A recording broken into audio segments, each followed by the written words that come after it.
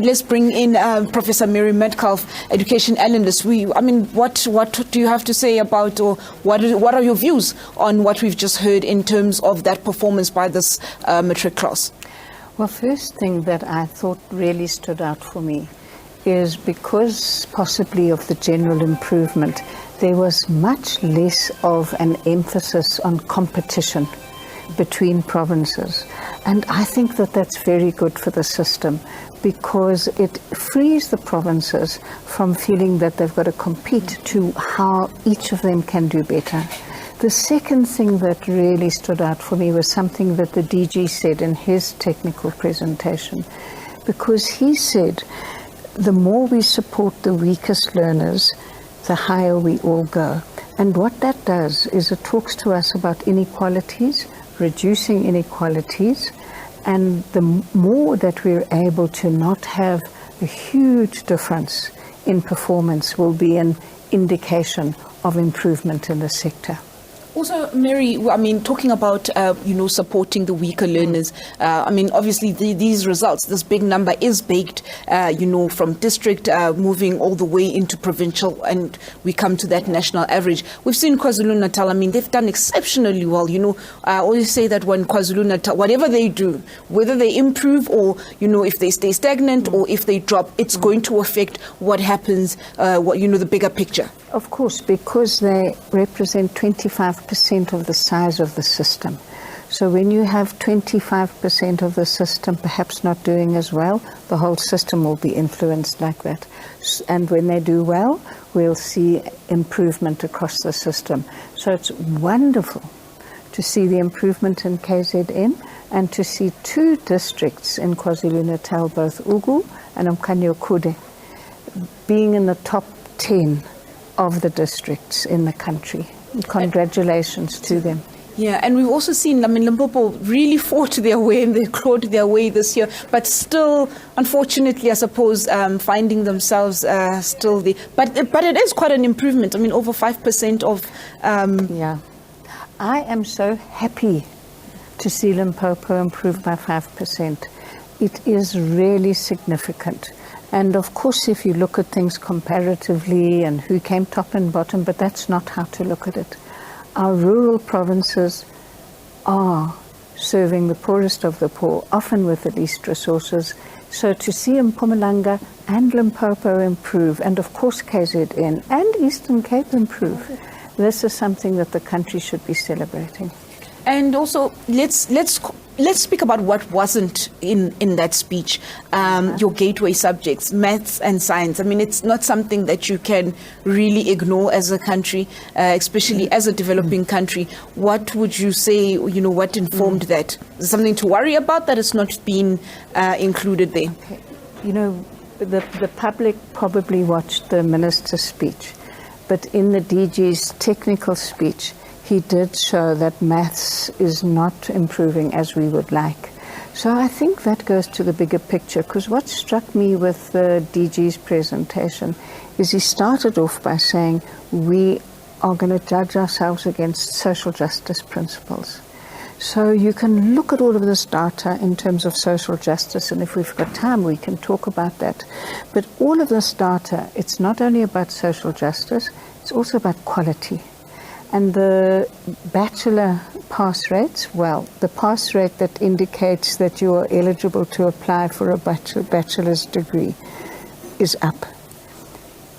So that's an indication of quality. Maths and science, the gateway subjects, are also indicators of quality. So we can look at these results from social justice, equity, redress, gender, age, participation, inclusion.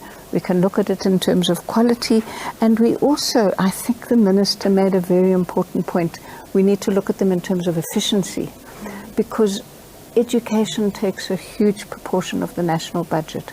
If we can reduce repetition and dropout, we will increase efficiency. It means that we'll be able to use the resources in a more focused way, and by improving efficiency, we'll be able to, I think, achieve our goals of equity more easily. But Mary, is it really possible, would you say, to be able to achieve, I mean, when you speak about equity and efficiency in a system with so many disparities, in it? I mean, you have the haves and the have-nots, there's the people that find themselves in the middle and so forth. I mean, just to try and, get a system, because even with the passing, we need to also look at the issue of the quality of what we're putting out there. It shouldn't be a conveyor belt of just getting, printing out matric certificates. Absolutely. What we will have in South Africa always, as it is in all other countries in the world, if you look at the research, is that education will mirror the inequalities in society. Education is in a very special place because it mirrors those inequalities, but it is the one instrument we have to change inequality.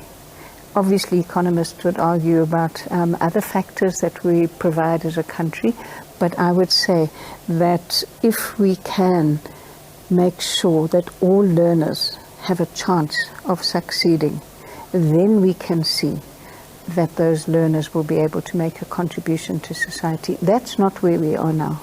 We have a high level of dropout. We have many learners who leave school without a sense of achievement, without a piece of paper, and many of them feel a sense of despair. We can see in the inequalities between the provinces, between the quintiles, the fee-paying schools, the non-fee-paying schools. So yes, we've got a long way to go to achieve the equality that is just and as socially just as the DG began. And also maybe let's talk about what this 80% means for the system as a whole, where it's come from. I mean, the minister did say this was, I think it's the second highest pass rate, considering that 2 years ago, for the last 2 years, classes were achieving about 76%. Yeah. What would you say was the magic ingredient? Because I heard, some people that are speaking about saying that the measures that were put in place in terms of COVID, those materials that were given to schools, seems to have paid off even post-COVID. Well, the impacts of COVID would certainly have been unequal. So many learners had no access to internet, to devices, to Wi-Fi, to be able to afford the data, and many learners did not necessarily even have a safe and comfortable place to work at home. So those inequalities during COVID would have exacerbated the performance. But what we've seen, I think we need to acknowledge the work of teachers, which the minister did.